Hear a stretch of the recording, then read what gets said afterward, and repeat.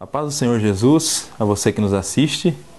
Hoje nós iremos falar sobre uma das práticas cristãs mais conhecidas, a oração. Para isso eu gostaria que você ouvisse atentamente a leitura de Mateus, capítulo 6. Nós vamos ler do versículo 5 até o versículo 8. E quando vocês orarem, não sejam como os hipócritas. Eles gostam de ficar orando em pé nas sinagogas e nas esquinas, a fim de serem vistos pelos outros. Eu lhes asseguro que eles já receberam a sua plena recompensa. Mas quando você orar, vá para o seu quarto e feche a porta e ore a seu pai que está em secreto. Então seu pai, que vê em secreto, recompensará. E quando orarem, não fiquem sempre repetindo a mesma coisa como fazem os pagãos. Eles pensam que por muito falarem serão ouvidos. Não sejam iguais a eles, porque o seu pai sabe do que vocês precisam antes mesmo de o pedirem. A oração é para o cristão o que o leite é para um recém-nascido. Assim como o bebê não pode ficar sem leite, um cristão não sobreviverá muito tempo de pé sem oração. Osmar Ludovico diz que a oração é uma relação de amizade pessoal com Deus. Não cabe num molde para ser reproduzida. É pessoal, espontânea e transformadora. A oração é e continuará sendo uma prática de todo cristão autêntico. Orar não significa apenas dedicar alguns minutos de manhã e à noite para balbuciar algumas palavras a Deus. Oração é relacionamento. Um relacionamento que controla a vida toda. Orar significa que a própria vida tornou-se um diálogo com Deus. Envolve muito mais do que apenas pronunciar palavras. É mais do que falar com a boca, é falar com o coração. A oração é uma prática indispensável, e é isso que esse texto mostra para a gente. Nós iremos ver, baseado nessa passagem que lemos, que existem pelo menos 2 princípios fundamentais sobre a oração que você deve saber. Esses princípios estão ligados, de alguma maneira, às nossas motivações a orar. Então vamos a esses 2 princípios.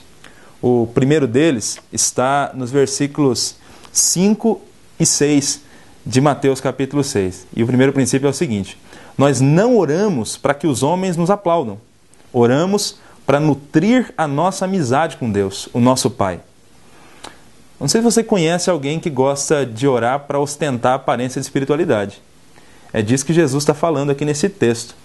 De gente que ora para ser visto e aplaudido pelos homens e não para buscar aquietar a alma, saindo da agitação, dos olhares humanos, das tagarelices, para falar com Deus. Então, Jesus é contra a oração exibicionista. Jesus aqui ele não estava condenando a oração pública, mas orar para se aparecer. Os religiosos do tempo de Jesus tinham horários de oração determinados, para amanhã, ao meio-dia e à noite.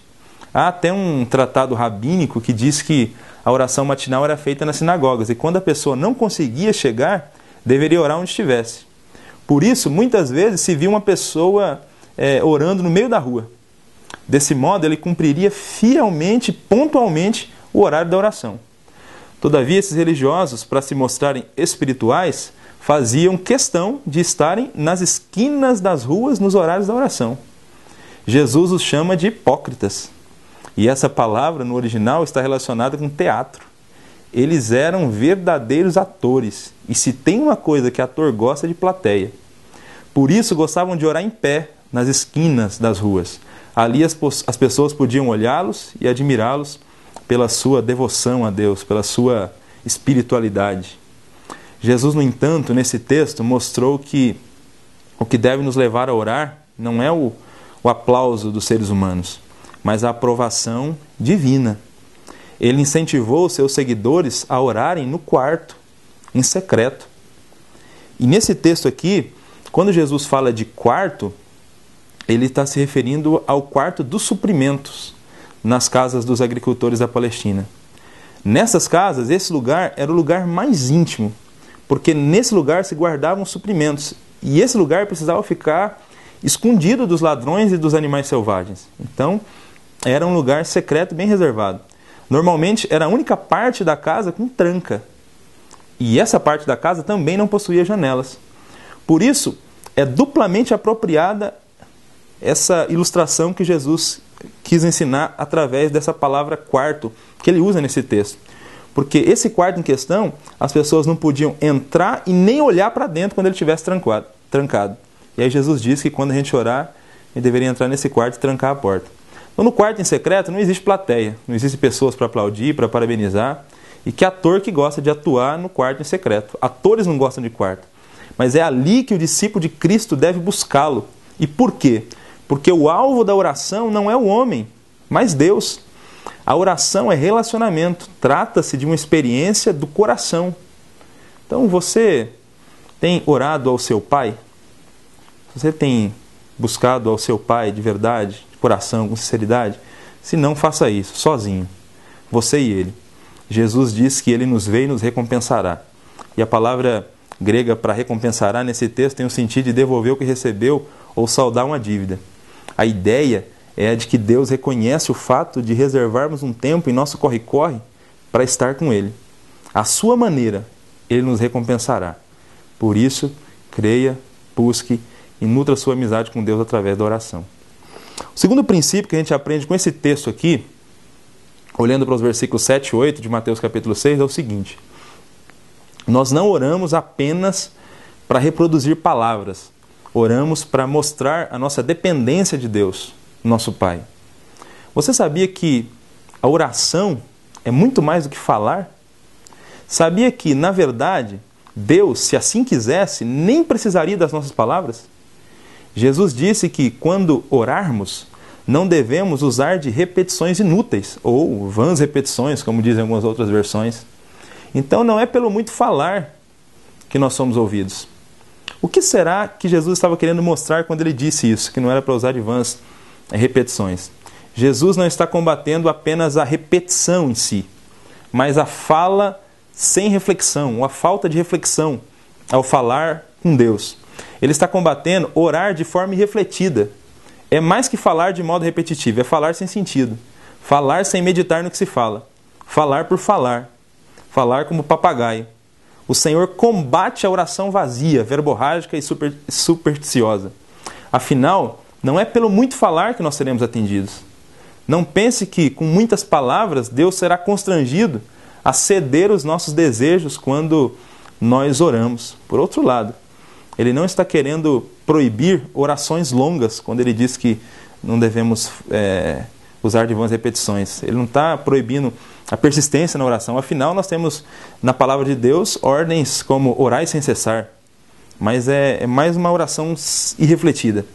Contudo, a gente deve saber, quando a gente lê esse texto aqui, que quando estivermos orando, Deus, o nosso Pai, Ele conhece tudo aquilo que a gente precisa. Ele conhece o que a gente necessita antes mesmo de nós pedirmos a Ele. Ele não depende das nossas palavras. Se Ele não depende das nossas palavras, por quê? Que mesmo já sabendo tudo que a gente precisa, Ele quer que a gente fale com Ele e confidencie a Ele com as nossas próprias palavras, se Ele não precisa das nossas próprias palavras. É muito simples. Falar a Deus o que nós queremos em oração demonstra que nós confiamos nele. É evidência da nossa dependência dele. Quando oramos, mostramos que somos submissos a Deus e que a nossa confiança está posta nele. Não oramos apenas para liquidar todos os nossos problemas de forma mágica, mas para demonstrar a Deus que nós confiamos nele, dependemos da sua ajuda para a nossa vida cotidiana. Às vezes, quando a gente ora, Ele não transforma as circunstâncias adversas que nos cercam, mas nós somos transformados e conseguimos enxergá-las de outra maneira. Lembre-se, toda vez que você ora com sinceridade, está fazendo muito mais do que reproduzir palavras. Está mostrando a Deus que você depende dele, que você confia nele. Jesus diz no texto, o texto começa assim, ó, tu porém quando orares. Jesus supõe que todos os seus discípulos orariam. Faça isso sempre.